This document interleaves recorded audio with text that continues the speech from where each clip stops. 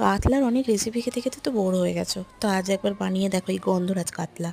খেতে যেরকম টেস্টি সেরকম বানাতেও সোজা। তো প্রথমে মাছগুলোকে নুন হলুদ মাখিয়ে ভেজে নিয়েছি।